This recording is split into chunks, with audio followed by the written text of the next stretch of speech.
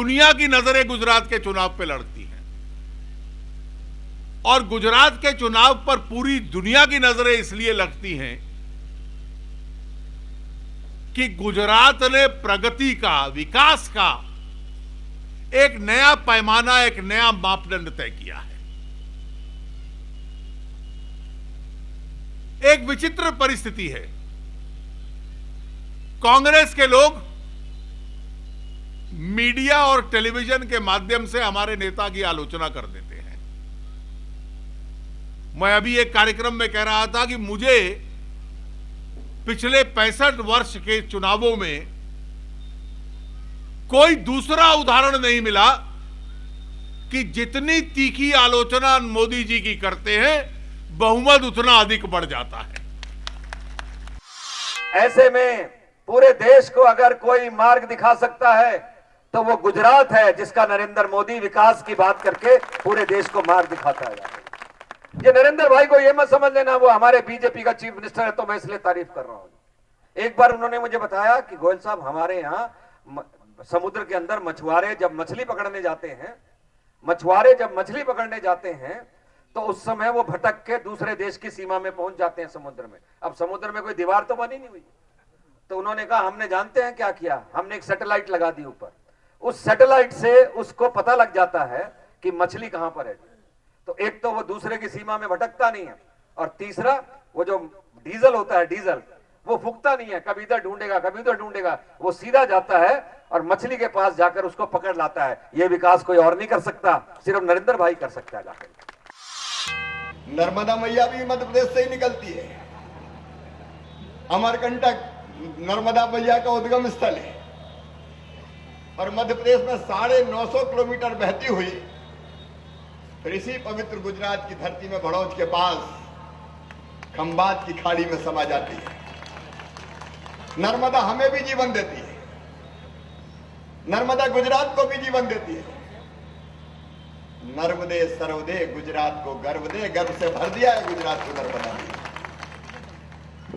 नर्मदा माई भी हमें जोड़ती है और इसलिए हम जुड़े। मैं मध्य प्रदेश की जनता की तरफ से प्रार्थना करता हूं कि गुजरात में और ज्यादा सुख समृद्धि आए, रिद्धि सिद्धि आए। भगवान करे आप सबके घर और आंगन खुशियों से भर जाए। लेकिन खुशियों से भरेंगे तभी जब भारतीय जनता पार्टी की सरकार होगी और नरेंद्र भाई मुख्यमंत्री होंगे। नरेंद्र भाई के कारण से गुजरात का गौरव, गुजरात का पहचान, गुजरात का प्रतिष्ठा बढ़ गया पूरा दुनिया में और भारत में। इसलिए पूरा दुनिया और भारत गुजरात की ओर देख रहे हैं। और बहनों भाइयों, आप लोग इस मामले में भी सौभाग्यशाली हैं कि आप लोगों ने जिसे गुजरात का मुख्यमंत्री चुना है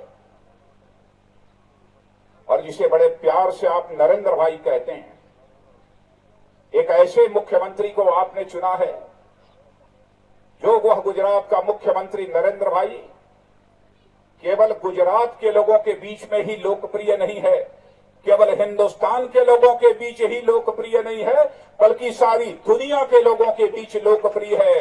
ऐसा नेता गुजरात को मिला हुआ है नरेंद्र भाई के रूप में।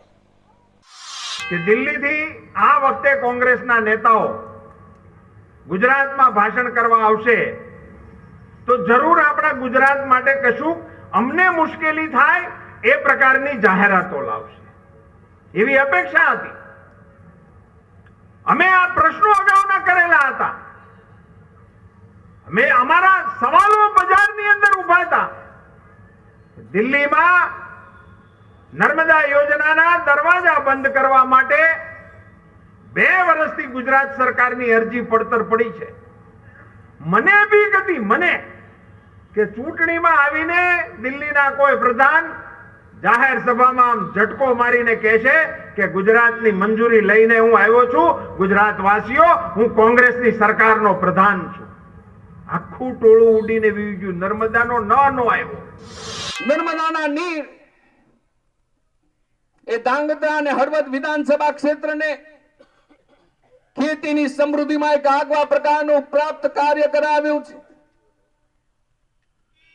કોઈ સ્વીકારે કે ન સ્વીકારે, આપણા વિસ્તારનો ખેડૂત એ નર્મદાના નીરના કારણે મબલખ પાક દ્વારા સમૃદ્ધ બન્યો છે, પણ નર્મદાના નીર જો યોગ્ય સ્વરૂપમાં ગુજરાતમાં સૌરાષ્ટ્રમાં પહોંચે તો એમના પગ નીચે જે રેલો આવ્યો છે રેલો મોટો થાય અને ક્યાંક બાકી રહેશો એવું પણ કોંગ્રેસનું સાફ થઈ જાય આવી વૃત્તિ દાખવનારા લોકો છે।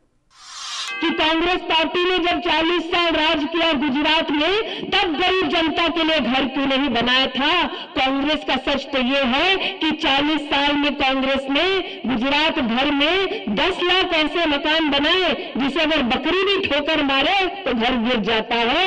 ये तो नरेंद्र मोदी की सरकार है जिन्होंने 10 साल में 16 लाख घर बनाने का काम किया है और चुनाव से पहले 6 लाख और घर बनाने की घोषणा की है और चुनाव के खत्म होने के बाद ही गुजरात की जनता को 6 लाख नए घर देने का प्रण जो नरेंद्र भाई ने लिया है।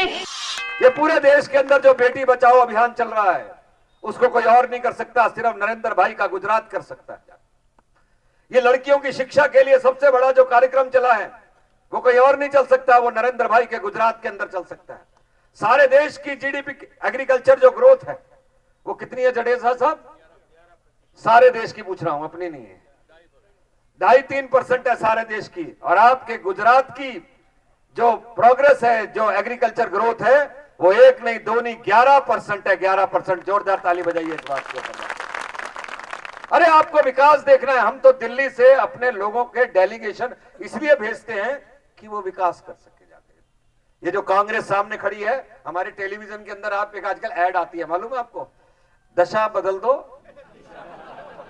सबको याद है, तुम लोग, मैंने देखा है जाकर, कांग्रेस के स्लोगन याद हो गए तुम सबको।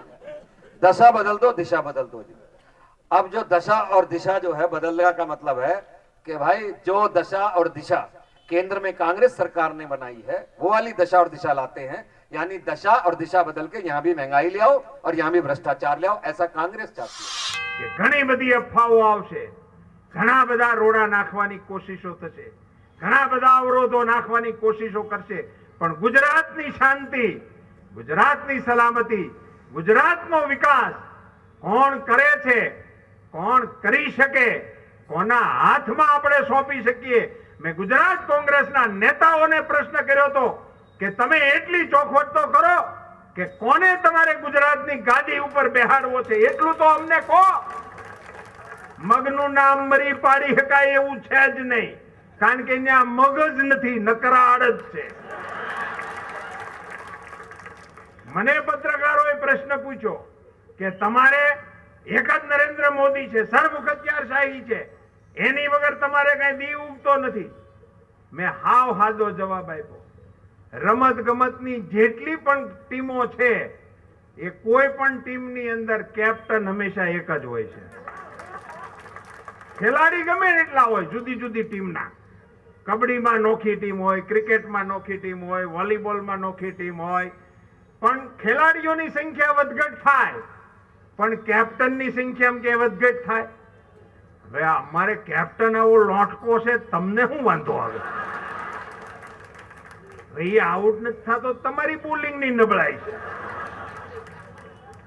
ને તમે દાદીન થાક્યા હો તો લીંબુ પાણી પી લ્યો, બદલી નાખો, પછી દોડવા વાળા બીજા મૂકો। અમે ઘણા વર્ષ ફિલ્ડિંગ ભરી છે મિત્રો, હજી બીજા 10 વર્ષ ફિલ્ડિંગ ભરવા માટે કોંગ્રેસીઓ તૈયાર રહો। તમારે ફિલ્ડિંગ ભરવી પડશે, અમે દાવ લેવાના છીએ, તમારે દાવ દેવાનો છે। ગુજરાતમાં ભારતીય જનતા પાર્ટીની સરકાર બનાવવાની છે, ગુજરાતના વિકાસ માટે, ગુજરાતની શાંતિ માટે, ગુજરાતની આવતીકાલ માટે, ગુજરાતના યુવાનો માટે, ગુજરાતની બહેનો માટે, ગુજરાતના શિક્ષણ માટે, ગુજરાતના પાણી માટે। અને મિત્રો, હું ભારતીય જનતા પાર્ટીનો કાર્યકર્તા છું ને કહું છું એવું નથી,